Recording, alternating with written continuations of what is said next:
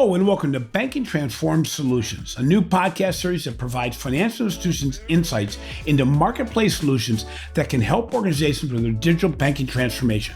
I'm your host, Jim Marous, founder and CEO of the Digital Banking Report and co-publisher of the Financial Brand. More than ever in the past, data and applied analytics is being used to transform business models and create more personalized, streamlined experiences tailored to the needs and preferences of consumers and businesses alike. To compete in the future, the banks and credit unions must be at the center of a good data ecosphere, serving as trusted data custodians, proving real-time value to consumers every day. More importantly, financial institutions must give control back to the customer so that they can choose when to give up their data and for what purpose.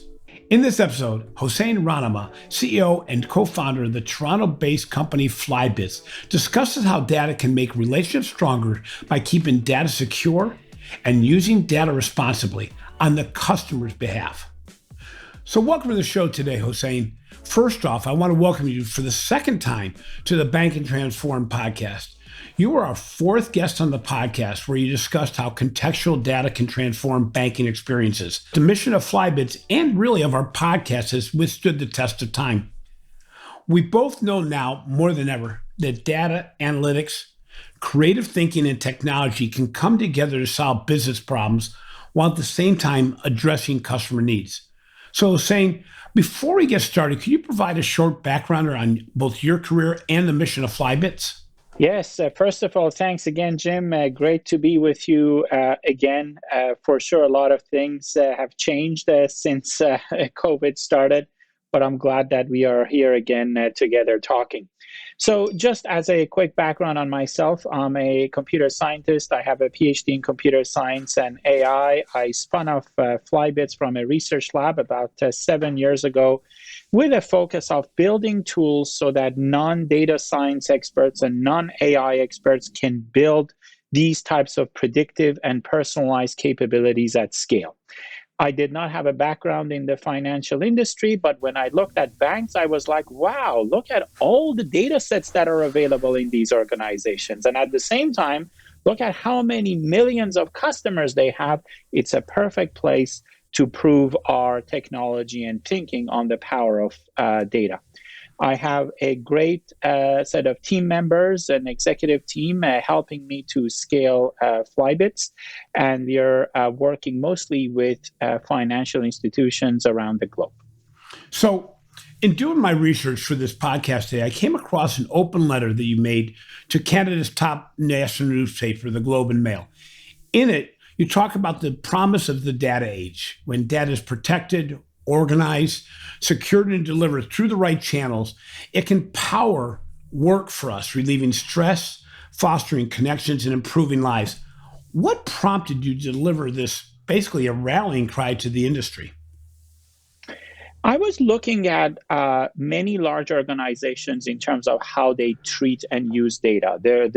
Their view is that, hey, let's have these big repositories, call them data lakes. Let's put everything there, secure it, and sometimes even without the permission of the user, mine it and model it, and then push things to the user. Now, the good thing is regulation is now preventing that in many areas, especially Europe with GDPR and new directives that is coming up. Consumers are becoming more aware of their data rights. And also, banks are looking at big tech firms that, hey, look how personalized and predictive these consumer channels are. How can we use that on our own digital channels? So bringing those three things together really prompted us to say, hey, when you think about open banking, when you think about the ownership of the data by the user, when you think about the privacy preservation of the data, you need to look at data differently. Last time that we talked, most banks were thinking about AI. And what we discussed was that AI without data is meaningless.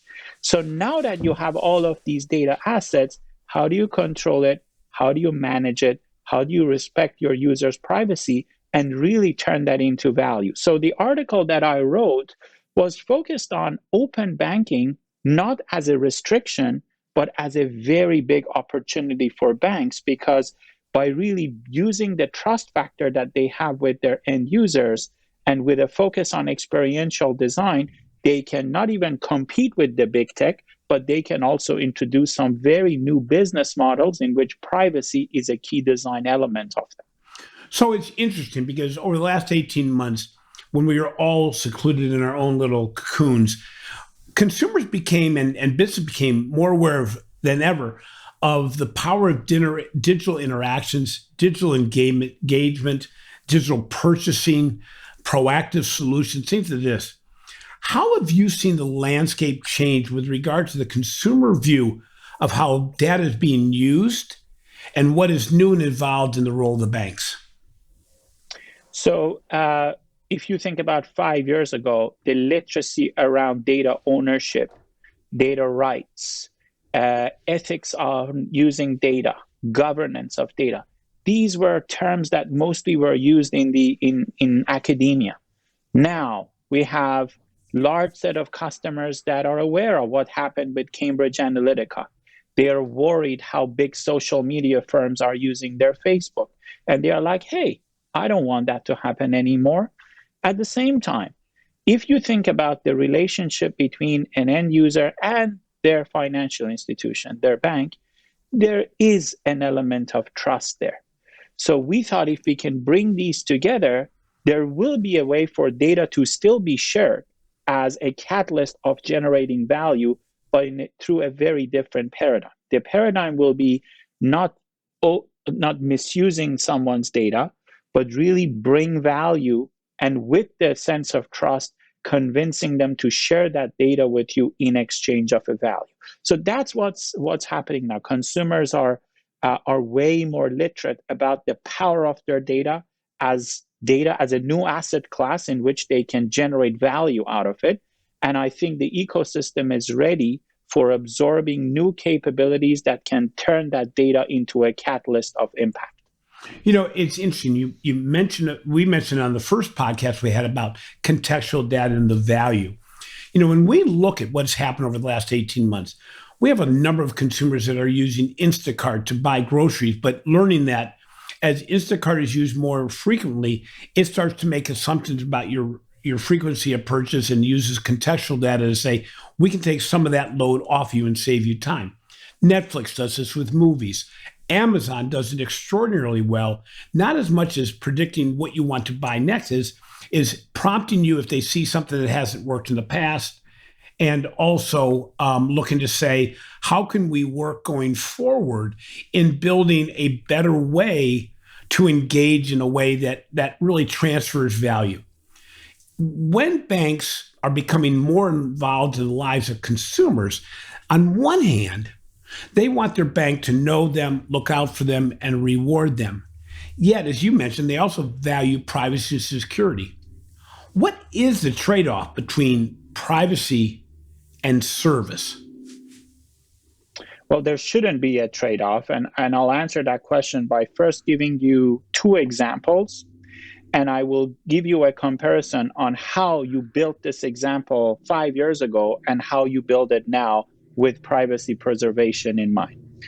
We have a very large bank that is using Flybits for their lending unit. So when they understand the propensity of a customer, if he or she is looking to purchase a home, they deliver a pre-approved mortgage offer using Flybits. But as part of that package, they provide a utility company as a preferred partner. They provide a moving company as a preferred service, and they also provide a preferred cable service. So if you think about a moving experience, all of these are provided by the bank on the banking channel to an end user. Now, the question is, well, how can you bring a telecom carrier, a utility company, and a bank together to provide these set of aggregated services to the user? In the old days, there had to be a business-to-business relationship between these organizations to agree on legal contracts, to store the data, and use that to provide services to the user. We now do that without the centrality of the data. The user is in the center, giving permissions to all of these entities to share certain attributes about their data, what type of a cable provider they want to work with, what type of service they look for. And without co-locating the data, we process these recommendations and we remove all the data from any storage points across those organizations. So in order to do that, you need to have algorithmic capabilities that respect the privacy of the data. You need to have a significant focus on the design and the user experience, so the user becomes more comfortable sharing the data and understands that transparency. And then you build recommendation services that is not just about the rate of your mortgage or the term of your mortgage, but it's about the moving experience. So that hopefully gives you an example on how we do this. So you just brought up an actual very specific solution. When you're engaging with financial institutions, do you have to have an all or nothing engagement, or do you actually do it on a potentially at times on a project or on a product level basis where you can get engaged to the degree a financial institution wants their solutions to be based on your data sets? This is what we learned at Flybits. So if you think about a platform company like Flybits and compare Flybits with many large incumbents, the way they used to sell their platform was, you got to buy this multi-million-dollar monolithic platform. Then you need to bring a system integrator to put it in place. And then you go bring a consultant to help you with the use cases. We cannot grow as a company like that. So what we did, although we have a very sophisticated platform, we started to modularize recommendations on top of that and sold to a business owner, the head of cards, the head of insurance, the head of fraud. And now they are much closer to the business metrics. They procure it and they can go to the market very quickly. So there were these types of modularities that we created on top of our platform that is not just about the platform itself, but it's about that specific ROI that we bring to a business owner in a bank that is tied back to a set of KPIs. Well, that's interesting because I've talked quite a bit about partnering with a solution provider to help you get to places faster, easier, and with more sophistication. And what you're actually saying is not only can you do it fast, but you can do it in a way that virtually any organization could partner with you, any size organization, because if they're looking for a specific solution, you can help them get there. And I would imagine, just by the nature of the beast, be able to get there quicker than they would have been able to get there by themselves, or if they bought an overarching platform, correct? Absolutely. And I think exciting. That's the lesson that we learned at Flybits, in which at the end of the day, you have to solve a pain point. Yeah. AI, remember 3 years ago, board members, CEOs, we got to procure AI. And then the question became, why? To do what? Yeah. To solve what problem? So if you look at the problem from an outside in point of view to say, I want to fix this problem. I want to predict the needs of my customers while their privacy is protected. I want to interconnect my card unit to the lending unit. We have an example that, let's say, when you get a mortgage, anything you buy, let's say at a Home Depot, will be 5 times the point on your credit card. Well, in the old days, you had to have your IT department involved. They had to build a very kind of snowflake type of a solution for you. With Flybits, it's just a matter of dragging and dropping some data points and then launching this service within a matter of days rather than months. Boy, so that's exciting. Understanding that in a holistic view, you need to have technological and algorithmic excellence. You need to bring privacy people from early days, and you have to have a very strong focus on user experience and user centrality, all as part of one unified strategy, not in disjointed silos. So it's interesting. I mean, what we discussed here, you sound like you're selling and helping financial institutions really get to the promised land in bits and pieces that help build the case study as you go along. But we both know that banks are sitting on mounds of data, and they realize how this data can be used to improve decision-making, customer experiences. That said, our research continues to find that the vast majority of financial institutions rank themselves extremely low on data and analytics maturity. Why haven't banks and financial institutions in general been able to turn data into valuable customer insights easier? What challenges do you see as you go out there and you're selling your services? What holds organizations back from moving forward? Yeah, when you look at the data dynamics in a bank, you can really categorize them into three buckets. First one is the CIO office, the Chief Information or the Chief Technology Officer. At the end of the day, the mandate of this unit is to keep the data in, keep it secure, making sure that it's compliant with regulation. Now, recently, since about 4 or 5 years ago, you have the Chief Digital Officer, which is about how do I bring this data out? How do I make the most of it, right? And usually there is sometimes a healthy friction between these two individuals. And recently, these days, you have the Chief Data Officer, which is supposed to play a horizontal role across the bank. In order for the data dynamics to work well in a bank, these three entities, these three individuals should work very closely together as one unit. This is why challenger banks, digital banks can move way faster than old banks because digital is just the fabric of this bank. In many large banks, digital and IT are separate organizations, right? So that has to change the organizational view of data. When they do that, then I think they need to change the way they treat data. The way they treat data, if you think about most CIOs, they're like, let's centralize the data. Let's create a lake. Let's put all of the data in one location. That is dangerous. Anytime you co-locate assets, irrespective how strong your encryptions or encryption keys are, it is just a matter of time. Well, you need to think about a very different paradigm. Decentralize the data.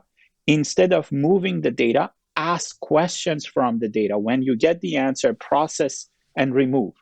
That is a perfect algorithmic alignment with what open banking is advocating for.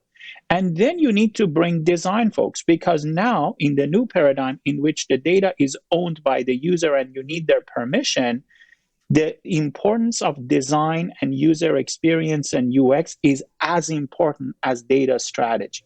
And when these things come together, that the bank is like, well, in order for me to get that data, my experience should be so valuable, and I have to have strong consent management with transparency for the data to come in. All of these can become the skeleton for a new data strategy. The assets are there. The data sets are there.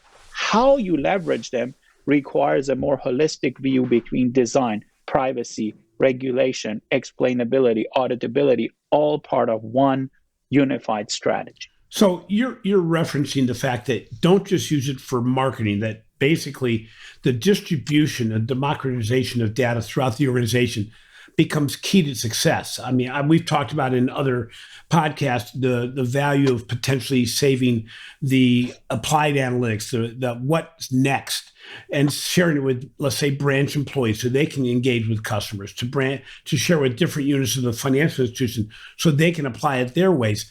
So really, I would imagine that the organizations you've seen the most success with are those that have really spread the use of the data across the organization. How do you help financial institutions do this? Because obviously you've gone down this path many more times than the financial institution that's going down it for the first time. How do you help organizations really apply data broader than in a narrow use of the data?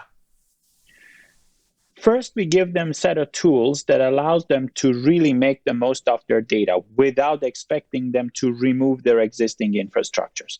A lot of the incumbents or incumbent platforms in the market, their view is that, hey, I can help you with your data strategy, but first you need to gut out everything you have, put my stuff in, and then the magic will happen. Don't do that. The fact that you have a lot of legacy systems, it's actually good for your bank because it keeps your infrastructure secure. You can have mainframes, you can have CRMs, you can have customer management tools. Perfect. Keep them. Invest in an abstraction layer in which these systems can talk to each other. So that's one of the design patterns that we use at Flybits, helping essentially the CIO's office to benefit from this. Then the question is, okay, now that the data assets are ready, folks in marketing, folks in digital channels are not necessarily coders and developers. What types of tools do we need to give them so they can benefit from this data at scale? That's another layer of the platform that we have. The most recent thing that we have done at Flybits, which is very unique, is that we templatized these data assets into experiences. So for example, we have templates for anything to do for cards. We have templates for anything to do with insurance, for wealth, for my offers. If you remember, early days of the internet, you had to code your HTML page, and then you started to see these authoring tools. Our view about data science and AI is exactly that.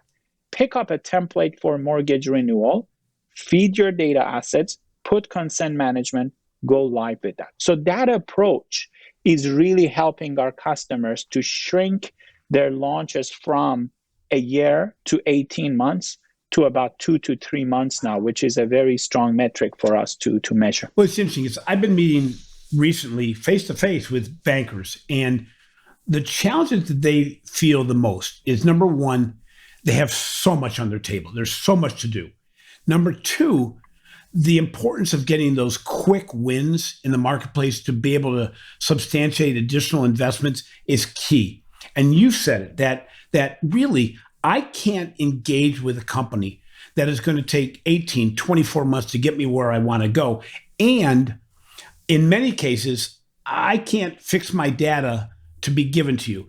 I'm assuming from what you said that it doesn't matter how, what I'll call ugly, my data is as a financial institution.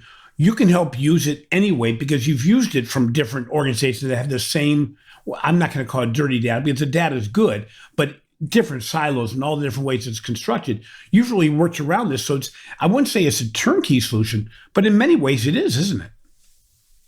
So you raised a very good point. What I'm seeing in the industry is that you have vendors that their job is that they just come and clean the data.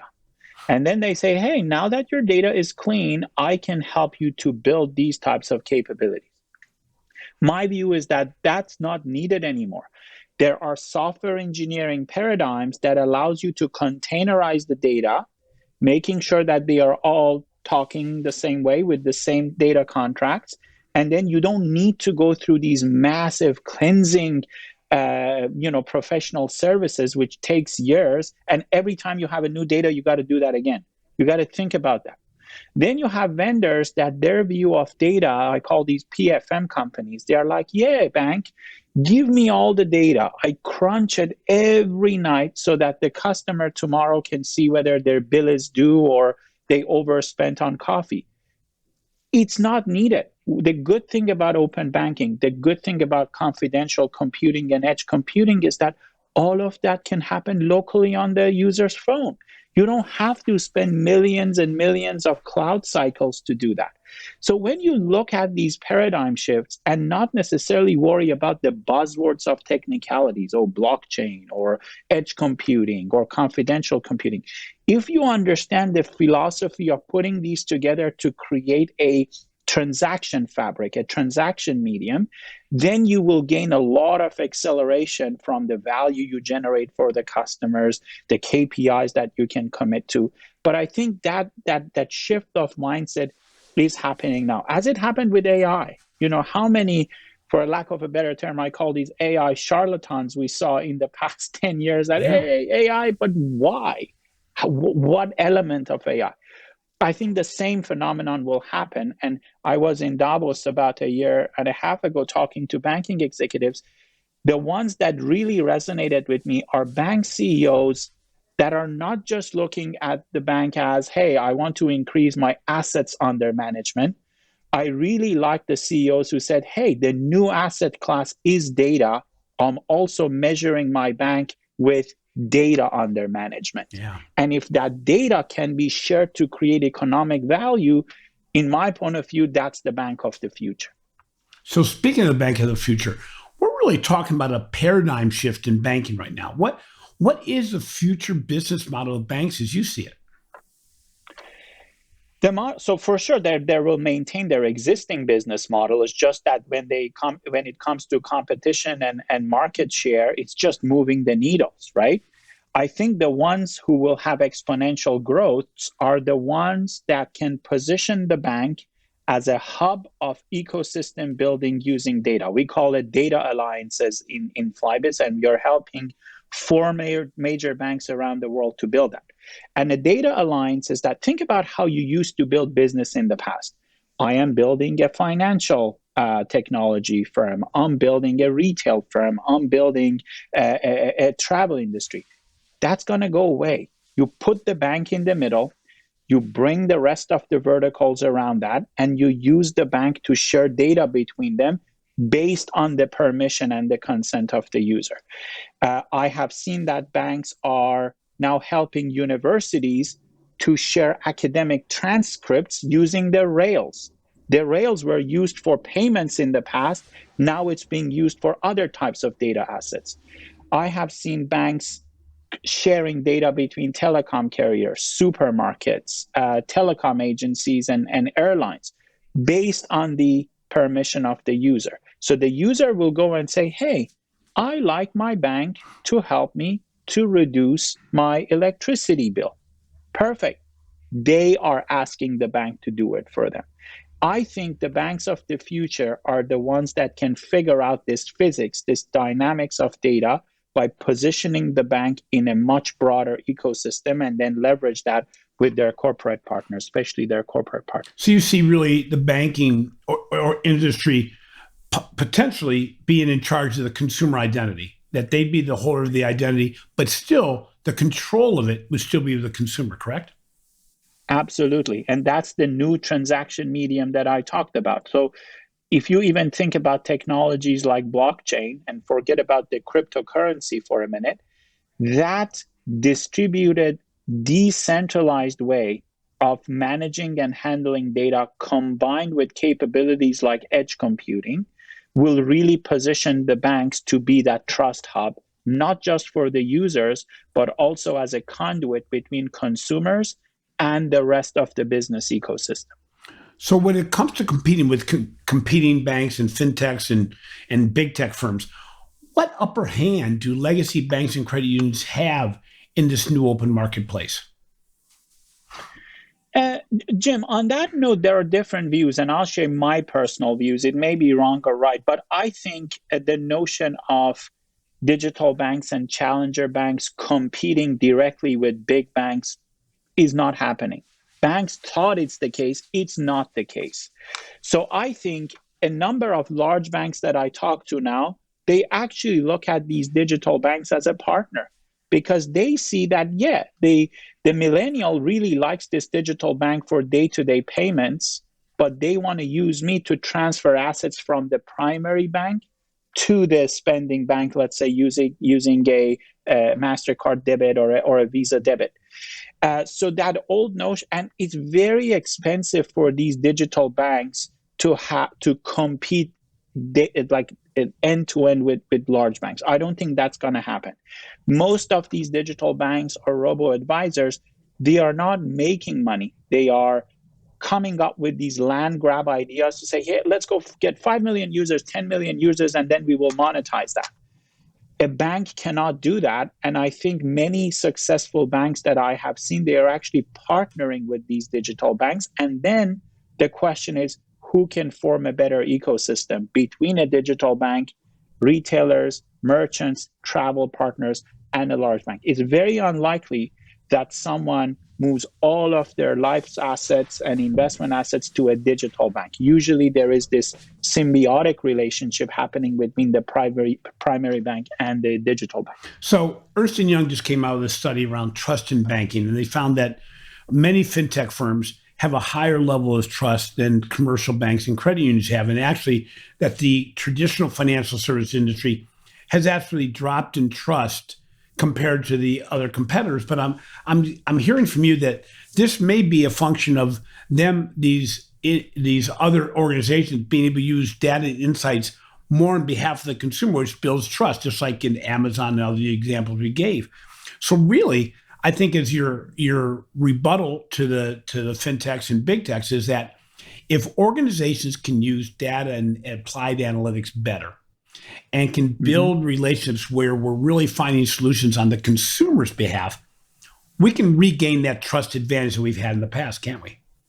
Absolutely. Even in the United States, look at the role of co-ops decades ago that they represented the rights of their members to the rest of the society. I think the same thing will happen with data. You have this notion of data custodians or data exchanges, that you have a group of members, trusted members, come together, and that entity, that exchange, will represent the rights against the rest of the ecosystem. That is a very powerful thing to use. You can use it for increase the wellness of communities. We have a project now in the US that we use local bank branches as hyper-local data storage for that community. We don't store the data in a big Amazon cloud. It's just for that community using the branch. We then use that data to understand the well-being of that community. We help K-12 students to connect it to tutors in that community. And then we compare one community versus the other to see which one is doing better. Now, imagine if you are successful with that, we use the bank branch, in which its purpose is completely changing. We are using that as a community hub, as a data hub. And now we can go to the government and say, hey, based on which community is doing better, maybe you can have an incentive for them. Maybe you can reduce taxes for them. That is, in my point of view, how data and banks will come together and will really demonstrate that the bank of the future will really allow people to live a better life, rather than, okay, it's just about, lending money or borrowing money. So finally, let's take an example here. Let's say a financial institution reaches out to you and they bring you in, or they get on a virtual call, whichever way it may be, to talk to you about, how do we start? Where's our starting point to build some kind of partnership that shows the value of the engagement? Where do you suggest that banks and credit unions start when they work with you or another data provider? What should be the first thing they do? Start very small. Do not embark on these multi-million-dollar projects that will take years to build.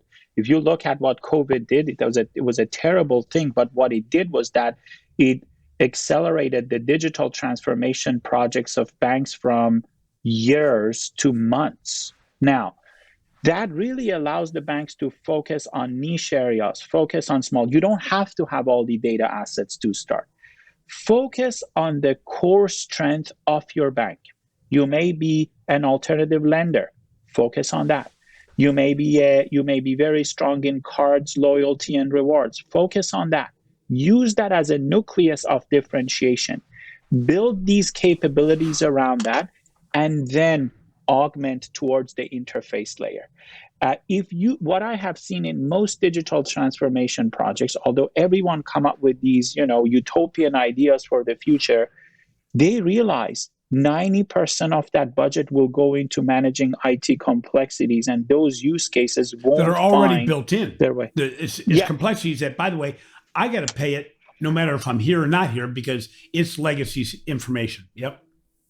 Yeah, exactly. So focus on the core strength of your financial organization, build these layers that we talked about, bring it to the market, and then add to that. And it's the basic principle of strong product management. It's the basic principle of how you disrupt your competitors, but you got to figure out what is that core niche area that I'm going to build these capabilities around. Boy, Hossein, I really appreciate talking to you again. It's always intriguing because you break it down to the parts. And I think you talk along the line of what I've been talking about for years, that, we spent, in many cases, some institutions spent 3 to 4 years to decide what mobile banking vendor to partner with. Many companies took even longer on CRM services, trying to get what they thought would be the best scenario. The reality in today's environment, speed is of utmost importance, and the ability to put some stake in the ground and say, we have achieved something today or 2 months from now, is much more important than saying we're going to build something that's going to take 3 years, because by the time you build it, it's going to be outdated anyway. And I think what's interesting about Flybits is it's very clear that you can use data in any format, in any way it's delivered to you from the financial institution, and you're going to find the solution, because it obviously benefits Flybits as well as the financial institution. We're going to find a solution that's going to bring the greatest amount of value in the least amount of time to prove the overall concept of what we're doing. Again, thank you very much. But before we get off the podcast today, how do people get a hold of you? They can send me an email at Hossein, my first name, HOSSEIN @flybits.com.